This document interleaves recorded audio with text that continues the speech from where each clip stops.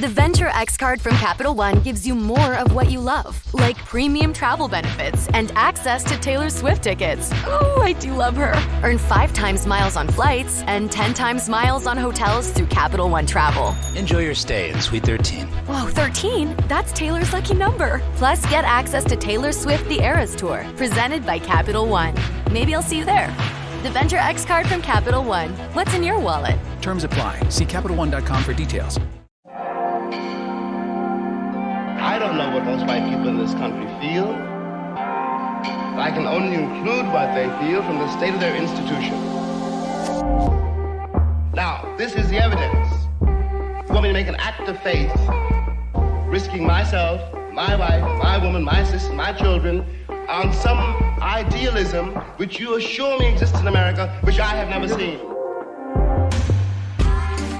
So today we have 2 special guests, and they have an organization that they work with and they're going to tell us about, called the Stereotype Project.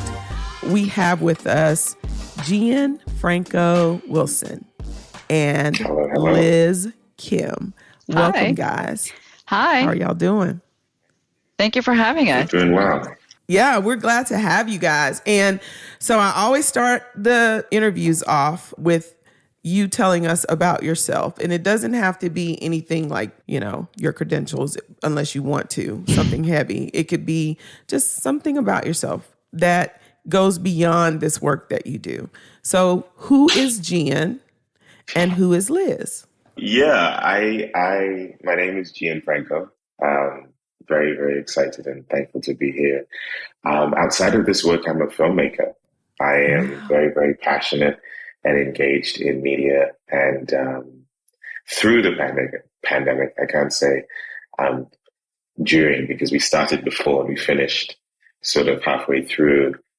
We released a film called Venus is a Boy, went to Tribeca Film Festival, and was successful to win one of the audience awards, and is now on Hulu, so you should check that out. Congratulations. Dang, we're in the midst of a celebrity filmmaker here doing big things popping. Congratulations. That is phenomenal. I'm going to go watch that as soon as I leave here.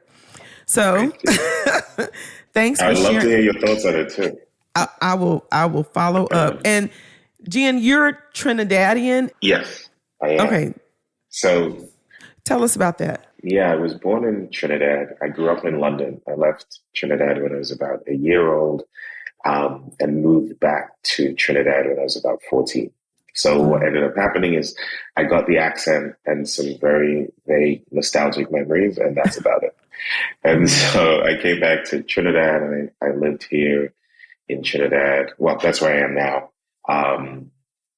Visiting, I lived here until I was 22, and then I came to the States, and I've lived in the States ever since. Came up for grad school, and then so I've been knocking about the U.S. I think I've lived in all 4 quarters: Miami, Seattle, New York, and now LA. Wow, that's some awesome. places in between. So. I've lived in 3 of those, but not the 4th. That's awesome. Which one have you lived in? Northeast. The Northeast. Okay. I lived in Bellingham, so near Seattle, LA, and then Orlando. Cool. Nice. And then Liz. Yes, I am Korean. I actually came to the States when I was 10, so actually started my immigration life, right, in New York, and then moved to Texas in my middle school years, which was very traumatic because we didn't move to big city. We moved to El Paso, Texas, which is a fairly small town, and they didn't see a lot of Asian people. So coming from New York, which was a very diverse town, to go to a really small town in Texas, during my teenage years, I think it was kind of traumatic, but I think it makes me who I am today, and I'm very appreciative of all the experiences that I've had. And then I lived in LA for a bit as well, and then moved to Chicago, and then we made my way back to New York, is where I met Gian. We try not to talk about when and how we met because I think it makes both of us sound just old. But Gian was my intern, is kind of how we met when both of us were, when I was in kind of in finance role, and Gian was just graduating NYU with his MBA, and we were in the tech space at IAC, is kind of how we met, and that's 15 years ago, Gian. A little over. Wow. Yeah. So it just makes us sound old, but we've been It makes you sound seasoned. I prefer seasoned. Exactly. It makes you sound seasoned. Yeah. That's yeah. Absolutely. Well, I love it. Yeah, mostly it's been mostly fun fact. Fun times, and it's been mostly shenanigans between us, I guess. And it was only 2 years. It's been 2 years, I think, when we first started talking about this project.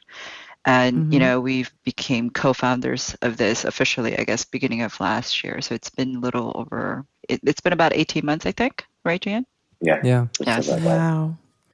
And I was going to say, fun fact, both Liz and I were invited to become U.S. citizens in the same month. Yes. This year. This year. Yeah. Well, congratulations. That's awesome. Congratulations. Thank you. That is wonderful. So we are so thankful to have you guys, and I just want to extend my personal welcome and then want to launch us into the conversation about stereotypes. And we will be talking about the project that you guys are doing, but first want to just talk about the power that stereotypes have and ask you how stereotypes operate and what it's like to live under a stereotype. That's a really complex question when you really start to dig into it, right? One of the things that I really try and preface all of the conversations that we have with the fact that I think we are a lot less racist than we think as a people, and a lot more prejudiced than we realize, right? And when you think about the word prejudice, from its Latin root, is prejudice, right? It's to prejudge. And we're just, as human beings, wired to do that. If you had to make a conscious decision about every situation you were presented with every day, you wouldn't make it through your front door, right? And so as a function of that, we are wired to shortcut, put things in boxes, classify, and sort of move through the world as quickly as possible and as efficiently as possible. And that's sort of where this grouping and classification comes in. And when you understand what a stereotype is, it's fundamentally the gross generalization of any group of people, group of things. And I think sometimes you hear people say, oh, well, there's some truth in that stereotype, right? Oftentimes what they're saying is, if you narrow the group down small enough, then the data will statistically be accurate. But when you start getting really broad with that group and painting people or things with a very broad brush and then defining them in your mind, and then by extension, putting them in that box of classification and moving through life, for us, that's when it gets dangerous, because it is in those moments that you can potentially disenfranchise large groups of people because of a belief that you have to be true that may not necessarily be true. And so to your question of what it's like living under a stereotype, ironically, we all do, right? There is no monopoly on living under a stereotype. There are stereotypes about straight white men in the same way that there are stereotypes about Black men or Asian women or whoever group that you want to look at. And so I think, the answer to your question is we're all living under stereotypes, and it sometimes it's okay because the stakes aren't that high, right? And then sometimes it's terrible because people can lose their lives. People can lose their livelihoods. People can become incarcerated as a function of somebody making a split-second decision on data that isn't accurate because they just need to move quickly. So I've heard before the description that with stereotypes, oftentimes we will filter the data differently so that whenever we confront a specific situation where a person fits with a stereotype, we will attribute their actions or whatever is true to the stereotype. It'll reinforce the stereotype. And we'll think like, oh, this is an example of that thing. Versus whenever we run into the counterproof of the stereotype, we will tend to attribute that not to the group, but to the individual. So it's like, oh, that individual person is this other way, versus the confirming evidence we'll put on the entire group. So with that in mind, could you talk maybe a little bit about just the mechanics of stereotypes and how those negative stereotypes can affect not just, you referenced earlier how having a stereotype from the outside, being the person holding the stereotype, can cause you to act unjustly towards a stereotyped group. But I want to maybe ask how, from being on the inside, somebody who is subject to a stereotype, how that stereotype can affect the psyche, the psychology, the well-being, the mental health of somebody who is lied about and is misportrayed throughout our culture. There's multiple parts to that, right? And so to your initial primer of, confirmation bias, essentially, like we need things to not only be in boxes, but they need to be consistent. That's just sort of how we're wired. And so when things are consistent with our beliefs, we can double down on them, right? That's why you found over the last couple of years, echo chambers of political discourse and journalism have become so successful because people are their beliefs are being reinforced. They feel more solidified in their position, and they want to hear more of that good stuff. And if it doesn't conform with that, then, that doesn't feel good because now it's challenging my identity. One of the things that was really eye-opening for me during the pandemic was how much people were digging their heels in based on their beliefs on the vaccines.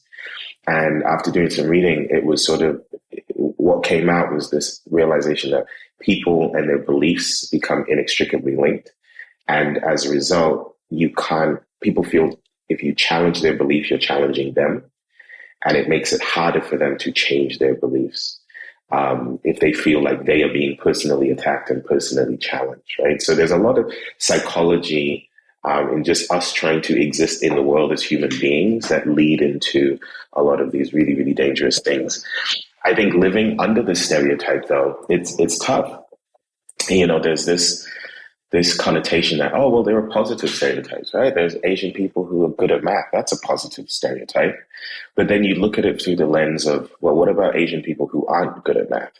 Right? Now you are no longer conforming to the group that you are supposed to be ethnically or racially identified with, right? And so anytime we put people in boxes and those people, for whatever reason, do not align very neatly with that box, there's a dissonance that takes place. And if the entire world is telling you should be a certain thing, or they're expecting you to be a certain thing, and you know for yourself you're not that thing, then there's a lot of internal conflict and trauma and reconciliation that has to happen that doesn't often get reconciled for your entire life.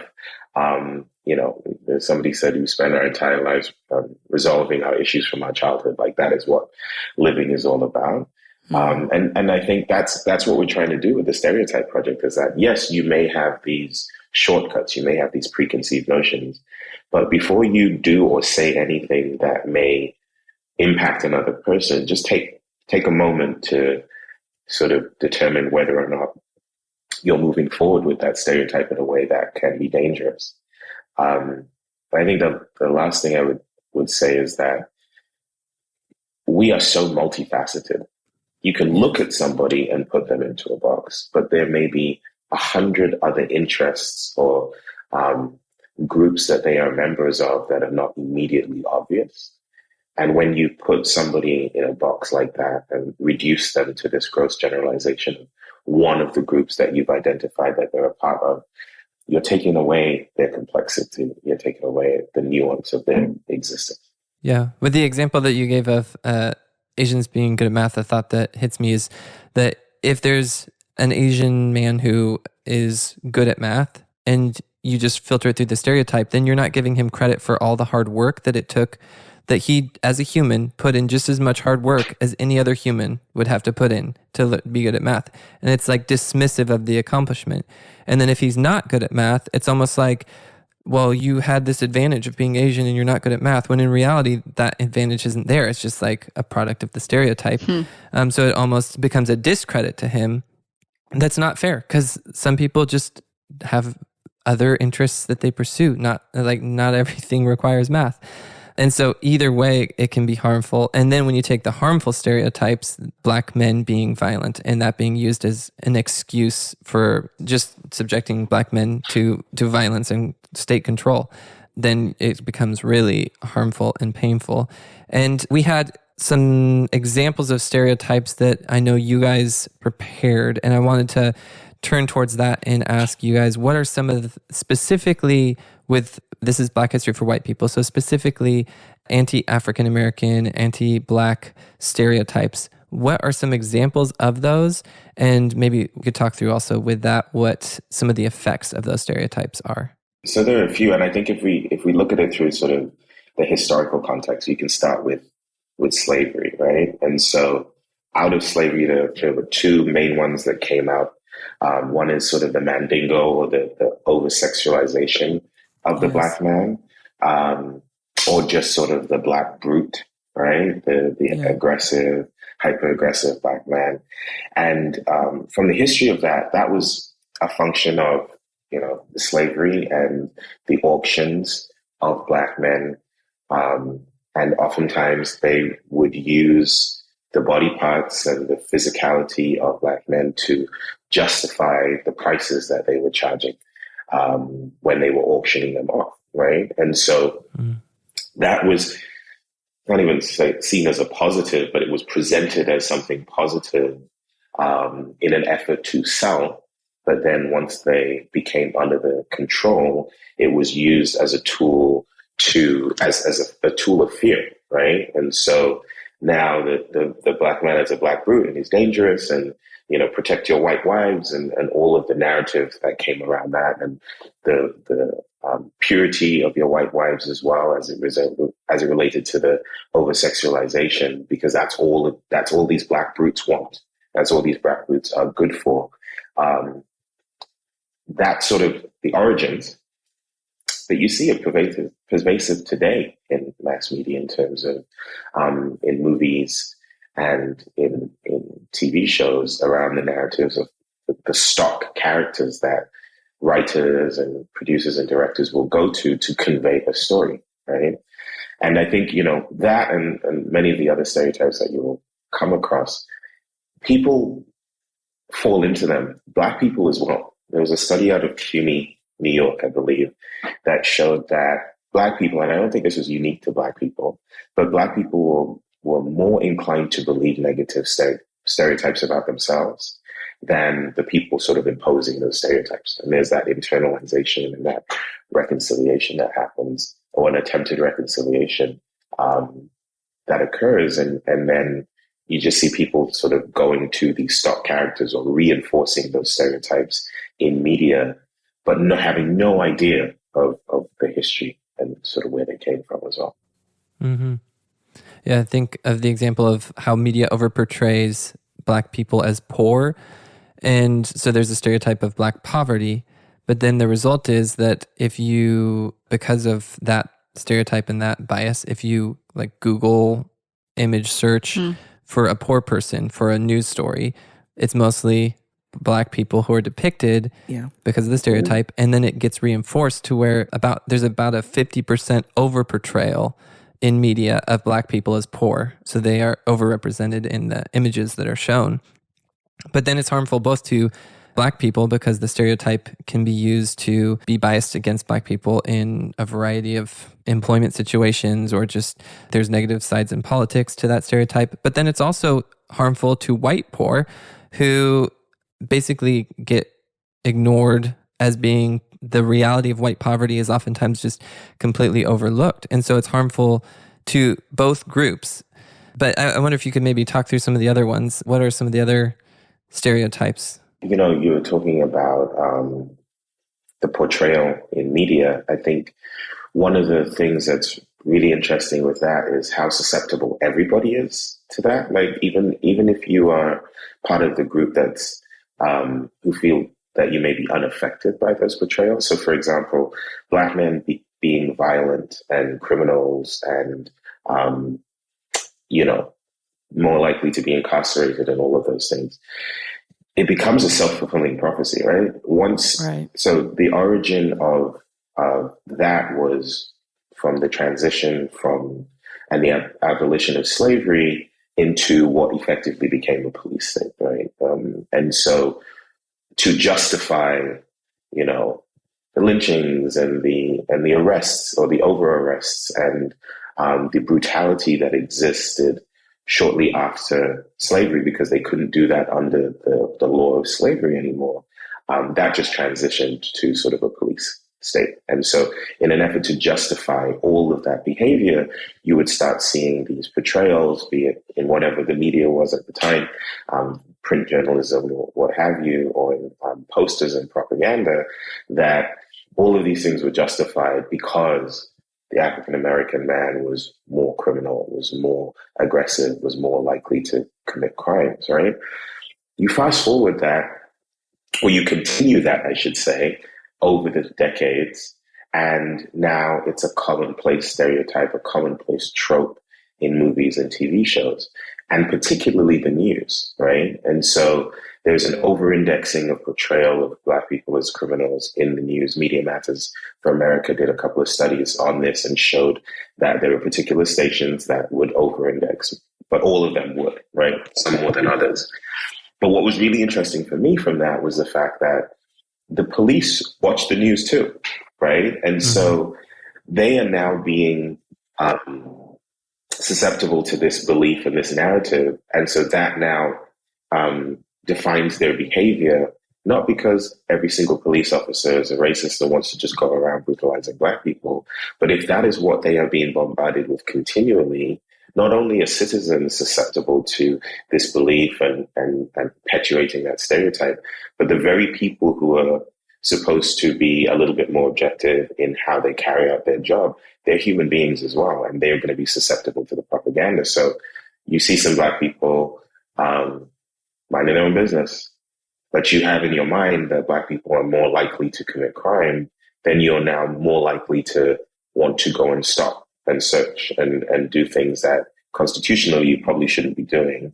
But because of your conditioning as a function of media, you find yourself more inclined to do it. I can't explain why.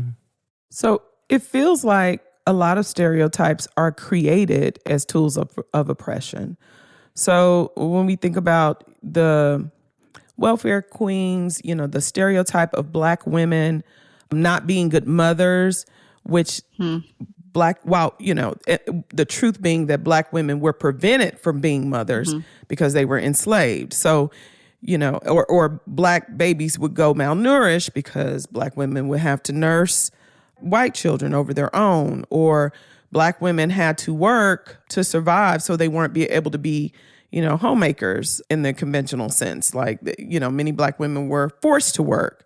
And so much so that a Black woman homemaker is frowned upon because you associate Blackness and Black women as, you know, if or Black, just Black people in general, if they're not working in the traditional sense of working for someone and working a 9-to-5 just to stay alive, then they have no value.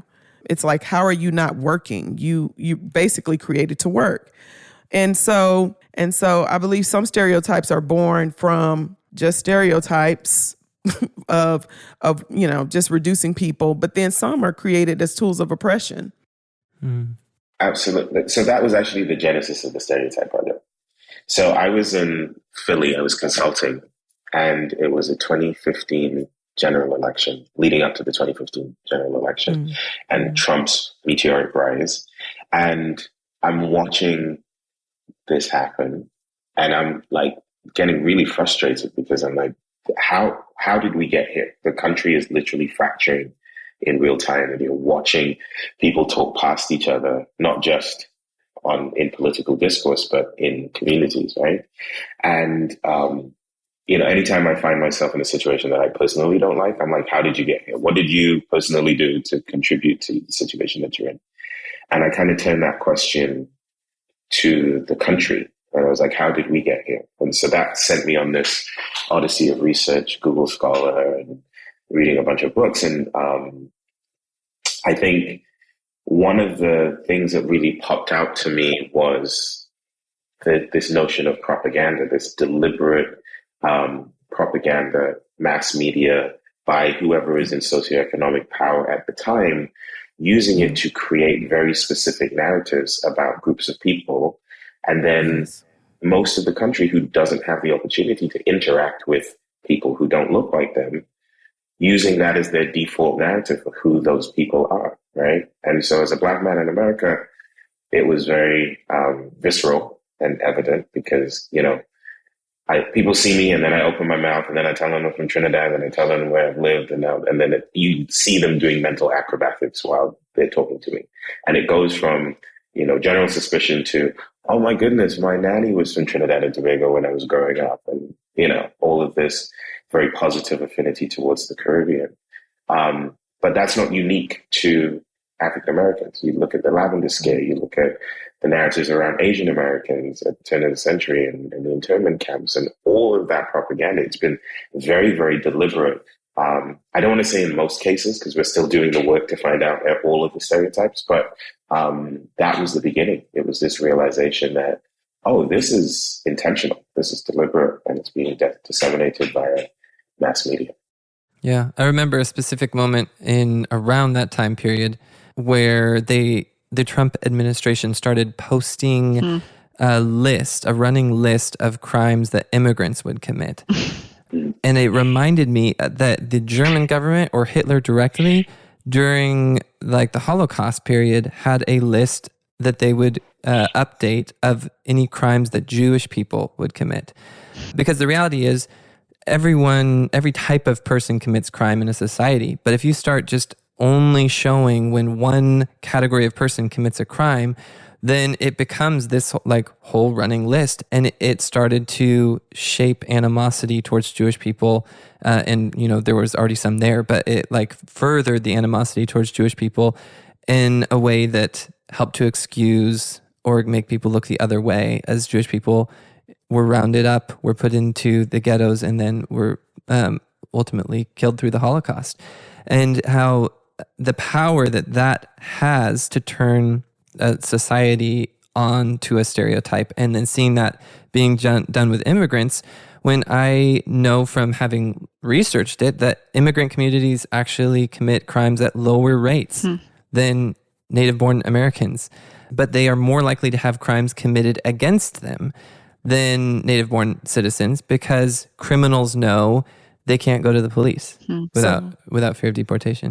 Speaking of Asian hate, yes, and speaking of the election, just labeling the COVID virus as the China virus, and specifically Asian women being attacked. I made myself watch a video of an Asian woman being just physically assaulted, and just Asian friends, and just seeing this footage of people being afraid for their lives because this man has weaponized a virus against an entire group of people. Liz, can you speak to that? Yeah, I mean, it's incredibly insidious and powerful, right? And I don't know, if we're being honest, we don't know what he was thinking and what his intention was, but we know that it wasn't coming from a good place, right? And I actually don't know if he truly understood the impact of his words and his actions and how widespread and how powerful, of like almost like, weaponizing in some ways people in that way towards very, very specific targets. And it's an incredibly scary to think that, I've been in this country now for like 30 plus years, right? And to think that, wow, like I personally have never experienced racism, not to my face to the point where it was so scarring and so damaging. But I do have friends who lived in various parts of this country who've experienced hate growing up, like in the 80s and the 90s and whatnot.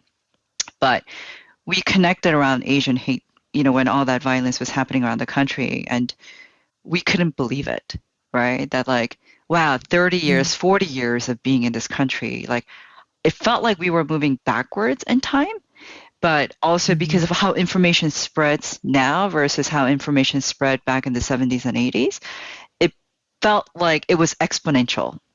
The information that was being spread and the hate that was being spread was incredibly more powerful and potent and insidious in some ways.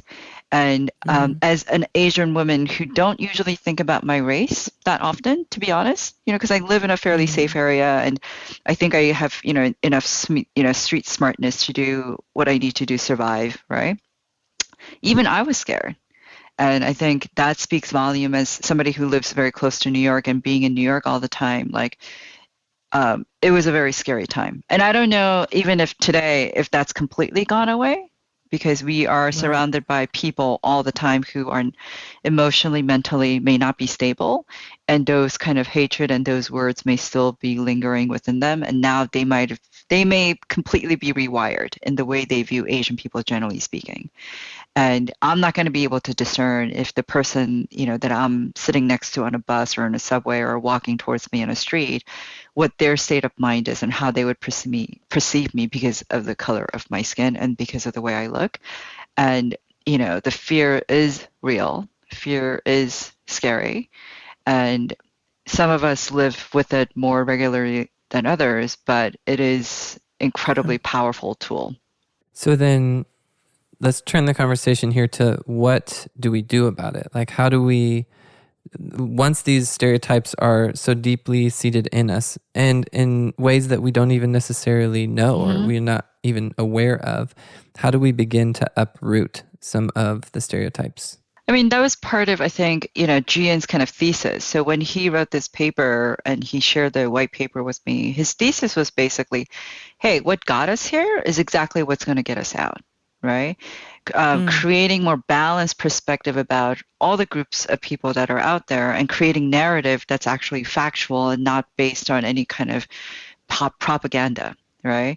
And being able to distill what's fact and what's fiction and what the intent was, hopefully is going to create more balance in the way we see each other. And part of the kind of the initiatives that we have in place, hopefully, and because like we were talking about how quickly information spread, when Jean and I had a conversation about this project back in 2020, we're like, are we laying tracks for a train that we may not get to ride, right? Because if it took 400 years for us to get to this point of us kind of having these perceptions about each other, is it going to take another 400 years for us to undo the work? And that was our belief, I think, when we had initially started the project, but we ended up talking to people who are way more smarter than we are and told us, actually, how communication happens, how quickly we change behavior and how quickly information gets spread today versus even 5-10 years ago, we may actually be able to modify the behavior and communication and language in the way we talk to each other and be able to better distill our intent in the language. And if we're able to do that quickly enough, the impact of the work that we are trying to achieve, we may be able to see in our lifetime. It was the hopeful message that we keep hearing from people who are way smarter than us. So we hope that they're right. And, we are also, that's part of the reason why we're kind of on this kind of urgent kind of mandate to do this sooner than later. And we're kind of hustling and rushing to get this off the ground as soon as possible as well, because we know that today's already a little too late, right? And so that's kind of where we are with the project. So please tell us about the project and what it is that you hope it will be. Sure. So the Stereotype Project is a multifaceted initiative with the whole goal to understand people and cultures and the stereotypes that are, or the gross generalizations that may be used to describe those cultures and highlight gaps, particularly in mass media or media in general. And so in an effort to do that, we have a number of tools. The first thing is the Stereotype database, which is intended to be the largest database of stereotypes across every group, in every culture, in every country in the world. And not just, hey, here's a group and here's a stereotype, but we really want to contextualize that information. So for every stereotype, we want to know who started it, when they started it, why did they start it, how did they introduce it into the public discourse, how has that been perpetuated over time, all of the examples that exist in media, and the implications of the introduction of that stereotype over time, right? So with that, the database is going to be temporal as well. The perspectives and the attitudes of a group of people back in the 60s may have evolved to something very different or something lesser than it is today. And so we want to track all of that. And once you have that database, then some really exciting things can be done. The first thing that we want to build is called the Stereotype Buster app. It's a terrible name, and I'm going to I get a love better it. name. But the whole idea behind the Stereotype Buster app is you subscribe to the groups that you care about or that are relevant to you, right? And then you also connect all of your social media accounts. And every day we will surface a myth-busting factoid or a headline or a statistic or a detail. And then you can quickly and easily disseminate that to your sphere of influence. The whole idea behind it was in an effort to sort of capture the power of collectivism. Not everybody's going to get out on the street and march, but people do have a propensity of tweeting and reposting and saying things on social media. And so in an effort to harness that power and your spheres of influence, we want to make it super easy for you to share information in the groups and the arenas that you care about, and impact those people. And so once you've seen that headline or post, it can link you back to the database and people can go and learn and research for themselves and learn about the history of the turns of phrase or the expressions or the words that they use that they may not really know where that truly came from. Second thing that we want to do is empower the advocates, right? So we truly believe that nobody can advocate for you better than you can advocate for yourself. But you don't always have the talking points. You don't always have the data points. And oftentimes the people who do have nefarious intentions have all of their data points to shut you down when you're just trying to get through your day, right? But because the Stereotype Project is not an advocacy organization, we're a platform and a resource, we want to partner with all of the organizations that are doing this incredible work already, from GLAAD to Gina Davis, Center for Women in Media, to Media Matters for America, Jewish Anti-Defamation League, the list goes on. But the challenge is not all of these groups have the same level of endowment, right? Some organizations have hundreds of millions of dollars. Some organizations have thousands of dollars, right? And so how do we level the playing field? And with the database, our intention is to do all of the research for them. Instead of them having to take the limited funds that they have to do research, then write a report, then focus on advocacy. With the tools that we're building from the database, you can generate a report very, very quickly and use the resources that you have, be it tremendous amount of resources or limited, to focus primarily on your advocacy work because the information is there for you.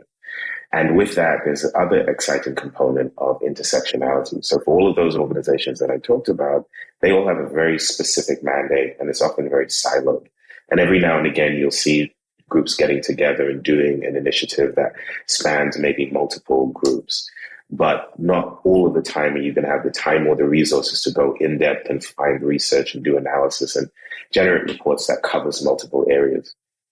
Well, with the database, that becomes incredibly simple because it's an and query, right? You can say women and Muslims and LGBTQIA and disability. And we will be able to surface very quickly and easily all of the representation and all of the stereotypes that cover those groups and allow people to advocate. And that might be a small subset of the population. It might be 4,000 women, right? But at least those 4,000 women can feel seen and validated and heard, and have the resources to empower themselves. So the last initiative that we have is something called the Stereotype Perpetuation Index Score. Are you familiar with Grammarly at all? Yes. Yeah. Okay. So we want to build effectively a Grammarly, but for stereotypes. And so before you hit print, publish, tweet, send, whatever have you, you have the ability to have everything that you have written annotated and analyzed using the database, and essentially highlight any language that could be problematic. And so it would link you back to the database to tell you the history or the origin of that word or turn of phrase or expression, explain to you why it's problematic, provide you alternative language so that we're not leaving you high and dry. Like, this is a problem, fix it. We're actually going to give you some alternative language to use. But we're not trying to control anybody's freedom of speech, right? So at the end of that, you can still do what you want, but we want to eliminate people's ability to say, oh, I didn't know, right? Anytime people put things out there and then they're on the verge of getting canceled, their first defense is usually, oh, I didn't know, right? And so we're trying to make sure that people are aware of what they're saying so that they can align their impact with their intention. And there are going to be people who are going to be bad actors. They want to be offensive. They want to say terrible things, either deliberately or maybe they're a comedian and they're leaning into satire and all of these various tropes. But the more we can empower people and inform people and allow them to really align their intention and impact, we think that we can have some positive change in the world. I cannot imagine how much effort, how much work, the thoughtfulness, the mindfulness, like this is really powerful. Like, so you guys just, one of you walked into the other's office one day and said, "Hey, let's make this all this." Like, how did y'all get started I mean, with this? yeah. What was the first, what sparked this? I mean, talk about timing, right? So it's like everything else in life, like everything, like things have to align for, I think, for it to start and for it to have the momentum that's needed. So I was personally going through an existential crisis in beginning of 2020 for a lot of different reasons, and ended up reading a book written by a Korean American woman called Minor Feelings. And she was a poet, and so it's a beautiful collection of her essays, and really, really eloquent and articulate. But the crux of the book, she kind of challenges Asian Americans by saying, like, are we junior partners of people, of white, powerful, wealthy, authoritative figures, and allowing them to move forward their agenda, fattening their bank accounts? At the same time, are we being utilized as a resource to oppress other groups on their behalf? And it really hit me like a truck. So I was processing all of this, and then George Floyd happened. And then Gian came and said, the white paper that I wrote, I think now is the time for us to do something about this. Do you want to come on board to get this off the ground? And Gian could probably go more in details about how the project evolved over time, but we just kind of start talking to everybody. We kind of reached out to people we knew and connected with people that we got introduced to, and project has evolved. The core objective and the mission of the project hasn't changed, but there are kind of aspects of the project that's grown and scaled in different ways that we hadn't anticipated. And that's because we are talking to people who are way smarter than us. So we talk about this, and then they go in 100 different directions and apply this in 100 different ways. And it's really challenging us to think about this project in a much bigger scale and a much bigger scope than we had first anticipated, which is kind of exciting. And it's scary for me. It's exciting for Gian. And this is why it works, because we're different, you know.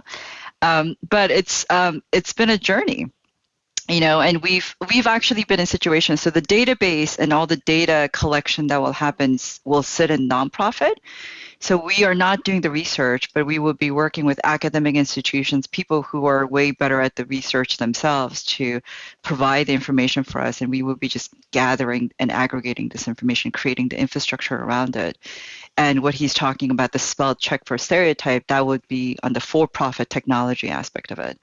And we needed to make that clear distinction, because in the early on, we would have conversations with fairly big corporations, and they would say, hey, why don't you guys come in-house? We would give you all the capital and the resource to actually build this out. And, you know, we want to basically own this. Like, we will buy you guys out. And we haven't even done anything at that point. And we had to make a decision and say, actually, that can't work, because the data and what is going to be included in the data and the impact of the data can't be driven by the bottom line. Meaning, we can't only include data that's going to monetize in the best way possible, right? It can't be driven by that. It can't be driven by financial gains for somebody. So if that's the case, then that would really skew the type of data we would include and not include. And never mind, if we go under any one company, there's a conflict of interest, you know, with any of their competitors or any of their clients or their clients' competitors. And we want this to be we want this program and this, you know, mission and goal to be used and utilized by everybody and anybody. And if that's the case, like singular kind of exclusive association will really hinder the mission and the objective of the foundation. So we had to say, no, like, as tempting as it is, right? Like it's really hard to say like no to people who are going to throw money at you to do the work that you want to do. But, you know, Gian and I had to make that decision fairly early on to say, okay, this data would sit in nonprofit, and we'll protect it at all costs to make sure that we are intending to use this and utilize these tools and resources in the way we think that it should be used.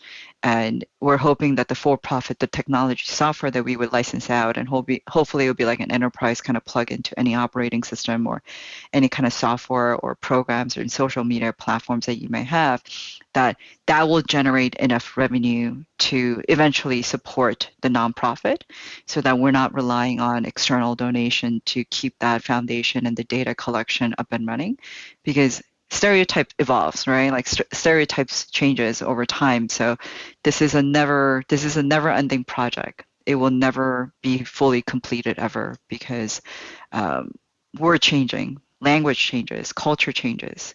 Think about like white woman with name Karen, and how that stereotype didn't exist 5, 10 years ago, right, in our culture. But now any white woman with the name Karen, like, it's an incredibly, it's a stigma.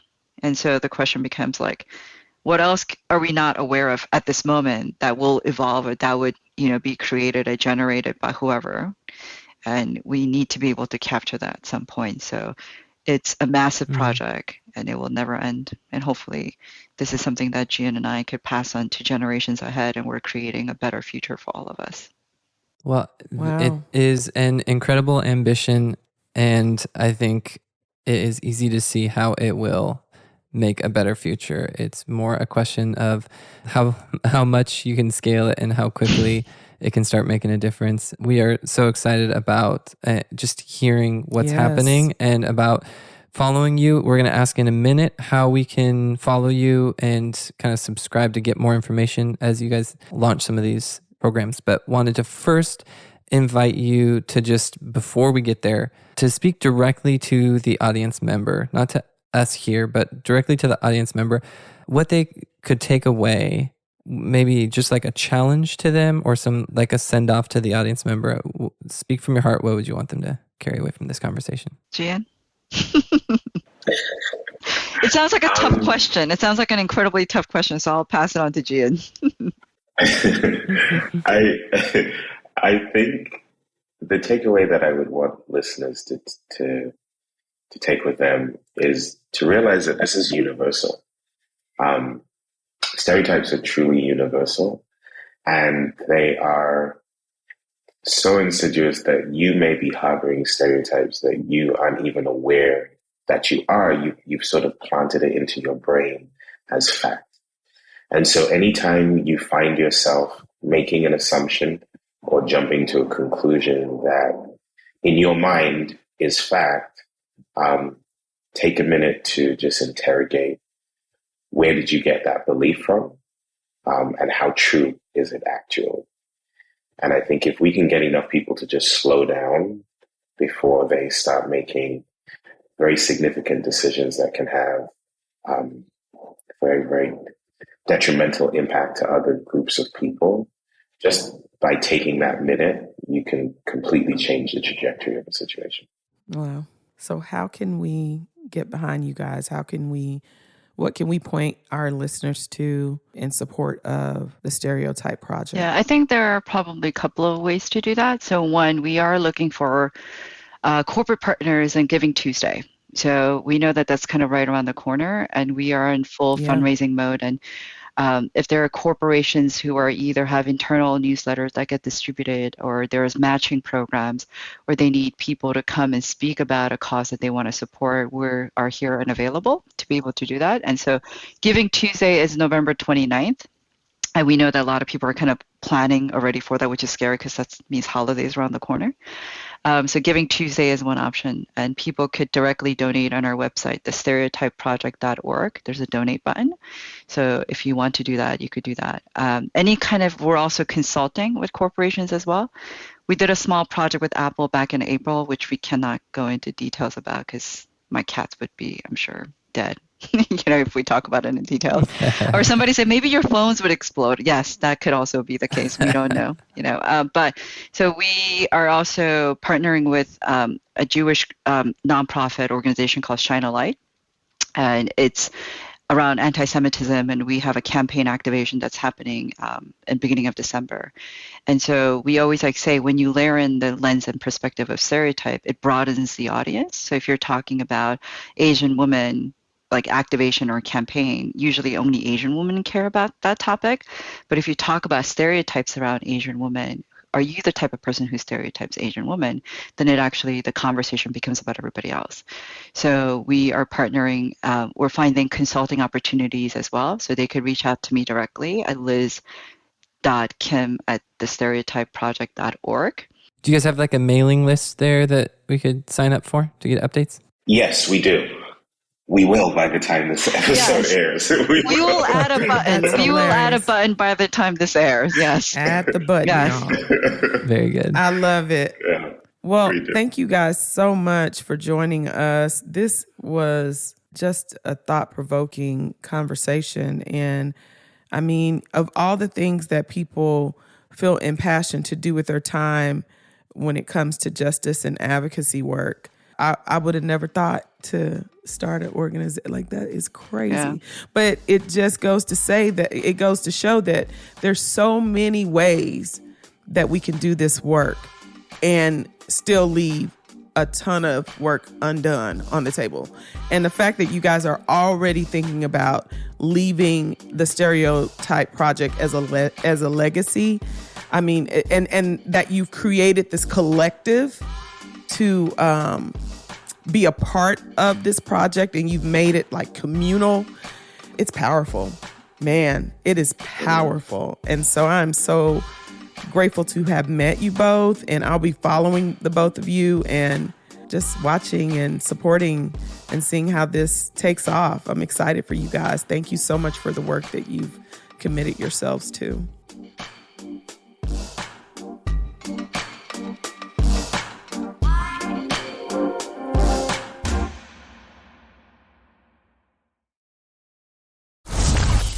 Who are you? I'm you, from the future. What do you want? I want to tell you about Dave. Dave has your future money. Spend it on whatever you need. With extra cash from Dave, you can get up to $500 instantly with no interest and no credit check. Download the Dave app from the App Store right now. That's DAVE. Sign up for an extra cash account and get up to $500 instantly. For terms and conditions, go to dave.com/legal. Instant transfer fees apply. Banking provided by Evolve. Member FDIC. It's here. Peloton's best offer of the season. Get up to $300 off accessories when you purchase a Peloton Tread.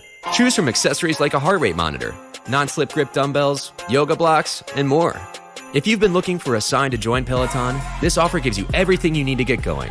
Hurry, Peloton's best offer of the season is here, but not for long. Visit onepeloton.com to learn more. All access membership separate. Limited time offer cannot be combined with other offers. See additional terms at onepeloton.com.